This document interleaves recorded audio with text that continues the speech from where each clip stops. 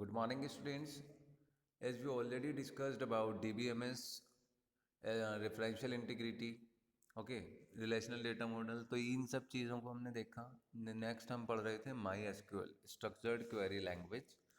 जो my SQL is a database software जिसके through हम डेटाबेस क्रिएट करते हैं. और एसक्यूएल में जो हमने देखे थे इसके मैन पिलर्स हम बोल सकते थे इसको, कि जो क्लासिफिकेशन ऑफ एसक्यूएल स्टेटमेंट्स में हमने देखा DDL, DML and TCL, transaction control language, है ना. तो DDL is a data definition language जिसमें हम क्रिएट कर सकते हैं, हमारे डेटा को अल्टर कर सकते हैं, ये पूरे की पूरी एक टेबल को हम ड्रॉप कर सकते हैं. ठीक है, तो इस टाइप से हमने ये सारी चीज़ें देखेंगी. नेक्स्ट अब जो स्टार्ट होता है वो है आपका कॉमन एसक्यूएल डेटा टाइप्स. अब डेटा टाइप्स ऑलरेडी आपके पाइथन में भी हैं और इससे पहले आपको पता भी होगा. डेटा टाइप्स मीन्स जो इन्फॉर्मेशन, जिस टाइप का डेटा हम हमारी टेबल्स में एंटर कराना चाहते हैं उसका टाइप कैसा होगा. जैसे सिंपल, आपका जो रोल नंबर होता है वो ऑलवेज नंबर फॉर्मेट में होता है. ठीक है, तो वो रोल नंबर आपका जो नंबर फॉर्मेट में है वो किस टाइप का डेटा एंटर करना है हमें वहाँ पर, नंबर टाइप का. आपका जो नेम होगा वो टेक्स्ट आएगा वहाँ पर. हमेशा टेक्स्ट टाइप का ही नेम, हमेशा हमारा जो होता है ऑलवेज टेक्स्ट बेस्ड होता है नेम. तो जो आपका नेम कॉलम है उसको हम क्या डिफाइन करेंगे एज अ डेटा टाइप्स, उसमें क्या लेंगे, टेक्स्ट, है ना. तो ऐसे ही एड्रेस होगा उसमें भी टेक्स्ट आ जाएगा. नंबर्स, मोबाइल नंबर्स होंगे उसमें नंबर टाइप का डेटा आएगा. सो इसी टाइप से हमारा जो DBMS है ये आपको मल्टीपल टाइप्स के डेटा टाइप्स यहाँ पर प्रोवाइड कराते हैं. तो यहाँ पर आप देखो, data types are means to identify the type of data and associated operations for handling it. Okay, a value data type associates a fixed set of properties with the value. Some commonly used data types of MySQL are here. First है CHAR, जैसे character, है ना. VAR वर character. अब देखो character string type का data enter करेंगे जब हम DBMS की बात कर रहे हैं, MySQL की बात कर रहे हैं, तो हम यहाँ पर पाइथन में जैसे हम पाइथन में या सी में या अदर लैंग्वेजेस में, जो आपके हाई लेवल लैंग्वेजेस हैं उसमें हम यूज़ में लेते हैं इंटीजर टाइप का डेटा, फ्लोटिंग टाइप का डेटा, है ना, डबल. तो इस टाइप के जो डेटा टाइप्स हैं वही यहाँ पर भी हैं. तो यहाँ कैरेक्टर यूज़ होता है DBMS में, MySQL में. तो कैरेक्टर अगर हम यूज़ कर रहे हैं तो उसमें हम स्ट्रिंग टाइप का डेटा एंटर कराएंगे, यानी कि टेक्स्ट टाइप का, कैरेक्टर टाइप का, है ना. तो स्ट्रिंग 0 to 255, यानी आपका जो उसका साइज रहेगा उस कॉलम में आप 255 बिट तक वैल्यू एंटर कर सकते हैं. नेक्स्ट आपका है वेर कैरेक्टर. तो इसमें क्या होगा, वेरिएबल कैरेक्टर. अब इसमें और कैरेक्टर में एक डिफरेंस है, वो अभी आगे मैं बता दूंगा आपको. नेक्स्ट है tiny text, text blob, medium text, medium blob. ये जो है आपके सिमिलर टाइप के डेटा टाइप्स हैं. इनमें देखो यहाँ पर, अब इंटीजर टाइप का डेटा हम यूज़ में ले रहे हैं तो इंटीजर में वो जो स्पेस लेगा वो आपका वैल्यू टू वैल्यू स्टोर करेगा. बिग इंटीजर है, ज़्यादा हमें वैल्यू इंटीजर की करानी है एंटर, तो हमें बिग इंटीजर लेना पड़ता है. फ्लोट, अगर हमें कोई पॉइंट, डेसिमल पॉइंट वाली वैल्यू डिस्प्ले करानी है हमारे रिजल्ट में, जैसे मान लो आपकी परसेंटेज होती है तो वो परसेंटेज पॉइंट्स में भी आ सकती है, या किसी का अगर हम डिस्काउंट वगैरह या कोई प्राइस, या हम किसी की सेल को हम वो कर रहे हैं, तो उसमें हम क्या कर सकते हैं, फ्लोटिंग टाइप का डेटा यूज़ कर सकते हैं. Double, decimal, date. अगर हमें डेट टाइप का डेटा है तो डेट इस टाइप से ऐड हो सकती है, उसका फॉर्मेट ऐसा रहेगा, पहले ईयर फिर मंथ फिर डेट. डेट एंड टाइम, ये भी डेटा टाइप से, इसमें हम हमारे डेटाबेस में एंटर करा सकते हैं डेट को और उसके टाइम को, है ना. टाइम स्टैम्प्स, टाइम हावर्स में, मिनट्स में, सेकंड्स में. E number, one of present preset options, E number होता है ये, ई नम. Set, Boolean. तो इस टाइप के डेटा टाइप यहाँ पर ऑलरेडी हमें दिए हुए हैं, कॉमनली यही यूज़ होते हैं मोस्टली आपके डेटाबेस में, तो इनको आपको यूज़ करना है. नेक्स्ट है difference between character and work character. इसमें सिंपल जो आपका कैरेक्टर टाइप का जो डेटा टाइप है वो भी देखो 255 तक की वैल्यू स्पेस है उसमें, और आपका जो वर्क कैरेक्टर है वो भी 255 है. अब कैरेक्टर में क्या डिफरेंस है यहाँ पर, कि जो कैरेक्टर हम यूज़ में लेते हैं तो आप उसमें चाहे 1 डिजिट एंटर करो, चाहे 2, 3, 4 आप उसमें 5 कैरेक्टर्स या 10 कैरेक्टर्स भी ऐड कर रहे हो ना, तो वो आपका पूरा 255 का स्पेस एक्वायर करता है। पर वर्क कैरेक्टर में क्या हो रहा है, वर्क कैरेक्टर में ऐसा नहीं है। वर्क कैरेक्टर में आपने 255 तो ऑक्यूपाई करा है स्पेस, भाई डेटा टाइप हमने लिया है वर्क कैरेक्टर, तो उसमें 255 तो ऑक्यूपाई करेगा वो। पर जब हम उसमें मान लो 10 या 20 डिजिट हम एंटर कर रहे हैं ना, ऐसा समझो, तो 20 ही स्पेस वो वहाँ पर स्टोर करेगा। ऐसा नहीं है कि पूरा 255 में ही उसको स्टोर कर देगा। बट कैरेक्टर में ऐसा होता है कि हमने अगर मान लो 255 एक कैरेक्टर डेटा टाइप लिया, अब उस कॉलम में या उस रो में, है ना, तो हम क्या कर रहे हैं, उसमें डेटा को एंटर कर रहे हैं। अब वो डेटा उसने साइज का नहीं है, तो वो साइज आपका जो कैरेक्टर में आएगा वो एक्चुअल साइज नहीं लेगा, वो पूरा 255 को ही आपका एक्सेस करेगा। तो वही चीज़ यहाँ पर है, the difference between character and work character is that of fixed length and variable length, है ना।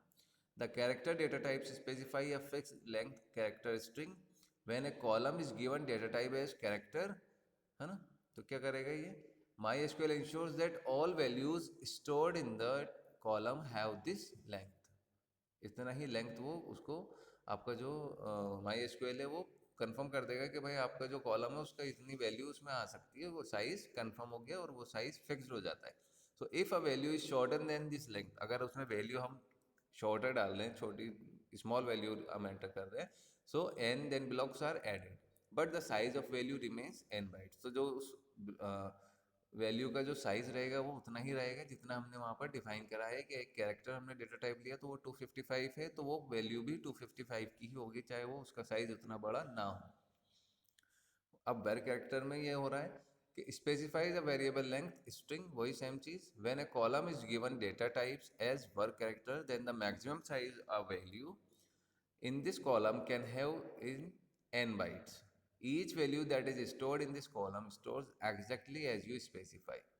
No blanks are added. जो आपका blank space बच रहा है वो इसमें add नहीं होता है ना। तो the length is shorter than maximum length, तो हमारी जो मैक्सिमम लेंथ है उससे वो चीज़ छोटी हो जाएगी। यानी आप एक समझ लीजिए कि हमने जो बॉक्स लिया, यानी आप एक सा समझो कि मान लो आपने एक बॉक्स लिया, उसको आपने अपने बैग में रख रखा है, तो उस बॉक्स में अगर आपने एक बिस्किट रखा है तो भी वो बॉक्स का स्पेस उतना ही, बैग में तो उतना ही स्पेस ले रहा है ना वो। और अगर हम उसको स्मॉल साइज कर दें कि भाई हम मान लो एक बैग है हमारा, पॉलीथीन है, उसमें हमने एक बुक रखी है और उस पॉलीथीन को हम जितनी उस बुक में जितना स्पेस आ रहा है उतना ही हम उसमें छोड़ दें, तो उस टाइप से एक सिंपल एग्जांपल ऐसे समझ लो कि वर्क कैरेक्टर जो है वही मोस्टली हम यूज़ लेते हैं, क्योंकि उसमें हमारे स्पेस पूरी तरह से एक्वायर नहीं होता, जितनी ज़रूरत होती है उतना ही स्पेस वो वहाँ से ले लेता है। नेक्स्ट है आपका एक्सेसिंग डेटाबेस इन MySQL, कि हम हमारे जो ऑलरेडी एग्जिस्ट डेटाबेस है जो पहले से बना हुआ है, मान लो उसको हम किस तरह से जो है यूज़ कर सकते हैं, किस तरह से एक्सेस कर सकते हैं। भाई हमें प्रैक्टिकली आना तो चाहिए MySQL को कैसे ऑपरेट करना है, तो वही चीज़ यहाँ पर आपको बताई जा रही है। इसमें सबसे पहले हमें देखना है कि हम हमारा जो डेटा है उसको हम क्या करना चाहते हैं, यूज़ करना चाहते हैं, तो हमें यूज़ कमांड का यूज़ करना है। सो यूज़, यूज़, यहाँ पर देखिए ये यूज़ और डेटाबेस का नेम यहाँ पर आ जाएगा। अब यहाँ MySQL और यूज़ हमें क्या करना है, डेटाबेस का नेम क्या है, मैनेजरी, तो ये मैनेजरी हम यहाँ पर एंटर करेंगे, तो ये ऑलरेडी हम इसको ओपन भी कर पाएंगे और यूज़ कर पाएंगे। So before you start writing SQL commands or making queries upon the data tables of a database, you need to open the database for use. For this, after logging into MySQL, you need to issue a command. For example, we want to work on our sample database, namely Managery. So we shall write the following command after logging in MySQL. वही same चीज़। Next आपका आएगा commands को किस तरह से आपको आपका database create करना होता है, किस कमांड के थ्रू हम डेटाबेस में वैल्यू एंटर करा सकते हैं, इंसर्ट कर सकते हैं, तो वो यहाँ पर है सिंपल क्रिएटिंग टेबल्स इन MySQL। MySQL में टेबल क्रिएट करना है तो हमें क्रिएट कमांड का ही यूज़ करना पड़ता है। तो tables are defined with create table command. When a table is created, its column are named, data types, size are supplied for each column. Her column का डेटा टाइप अलग होगा, हर column का size different हो सकता है, हर column का data type और name different हो सकता है। इसे मान लो एक कॉलम आपने ड्रॉ किया, एक कॉलम आप बनाना चाह रहे हैं जिसमें आपने क्या किया, कि फर्स्ट में हमने क्या ले लिया, एम्प्लॉय आईडी या स्टूडेंट आईडी, नेक्स्ट हमने ले लिया स्टूडेंट नेम, फिर हमने ले लिया स्टूडेंट का रिजल्ट, फिर स्टूडेंट का एड्रेस, स्टूडेंट के पेरेंट्स फादर्स नंबर है ना, या फादर्स पेरेंट्स नेम। तो इस टाइप का जो डेटा हम क्रिएट कराना चाहते हैं, हमारी जो टेबल हम बनाना चाहते हैं, तो वो हम क्रिएट कमांड के थ्रू बनाएंगे। यहाँ पर सिंटेक्स दिया हुआ है, सिंपल हर कॉलम को आपको डिफाइन करना होता है कि भाई इस कॉलम में किस टाइप का डेटा आएगा। अगर उस टाइप का डेटा वहाँ पर एंटर नहीं होता है तो फिर वो आपको क्या दे देता है, एक एरर वहाँ पर शो हो जाती है ना। जैसे हम मान लो कोई फिल करते हैं कोई आप अगर देखें कि अगर आपने फेसबुक आईडी या जीमेल आईडी बनाई, तो उसमें हम अगर कोई रॉन्ग डेटा एंटर करते हैं तो वहाँ पर आ जाता है wrong type data not specified, wrong type data, है ना, please enter text, please enter number. तो वो इसी टाइप से आता है कि हमारा जो वो कॉलम हम डिफाइन कर रहे हैं उसमें किस टाइप का डेटा, किस टाइप की वैल्यू हम एंटर कराएंगे। अगर हमें स्टूडेंट आईडी है तो अगर हमने उसका डेटा टाइप टेक्स्ट टाइप का कर दिया, है ना, कैरेक्टर टाइप का कर दिया, तो उसमें नंबर वैल्यू एंटर नहीं होगी, है ना। और अगर हमें नंबर टाइप की चाहिए तो हमें वहाँ पर इंटीजर करना पड़ेगा। अगर इंटीजर टाइप का डेटा हमने किया है तो वहाँ पर सिर्फ नॉर्मली नेचुरल नंबर ही वहाँ पर शो होंगे।